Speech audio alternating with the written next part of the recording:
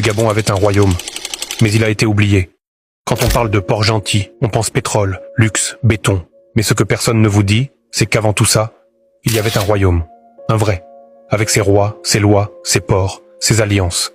Un royaume que le Gabon a oublié. Son nom?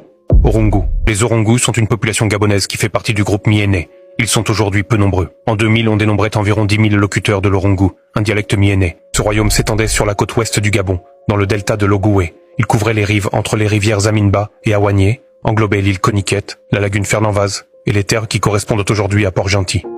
Une position stratégique exceptionnelle face à l'Atlantique. Sur cette côte, les Orungu régnaient sans armes à feu. Ils contrôlèrent les eaux avec des pirogues rapides, des traités solides et une vision claire. Ils commerçaient avec les Portugais, les Hollandais, les Anglais, mais toujours selon leurs règles. C'était le XVIIIe siècle. Pendant que d'autres fuyaient les razzias ou se divisaient, Orungu construisait un pouvoir, structuré, respecté, stratège, un royaume noir qui faisait de la diplomatie, qui gérait des douanes, qui percevait des taxes, un État africain, avant l'heure.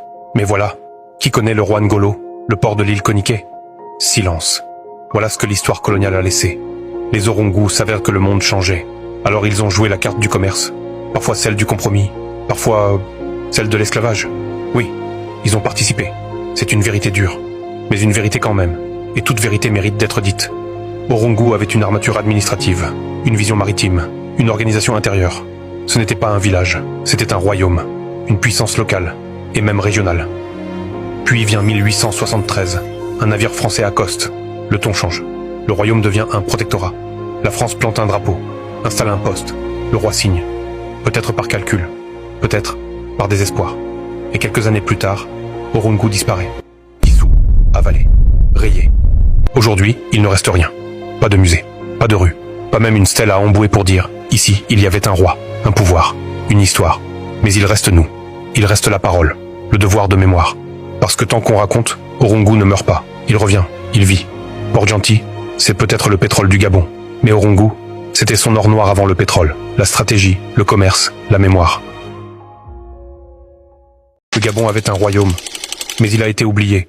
Quand on parle de Port-Gentil, on pense pétrole, luxe, béton. Mais ce que personne ne vous dit, c'est qu'avant tout ça, il y avait un royaume. Un vrai. Avec ses rois, ses lois, ses ports, ses alliances. Un royaume que le Gabon a oublié. Son nom?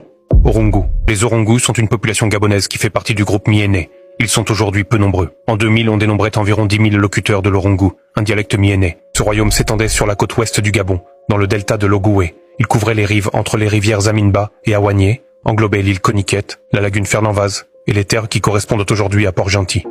Une position stratégique exceptionnelle face à l'Atlantique. Sur cette côte, les Orungu régnaient sans armes à feu.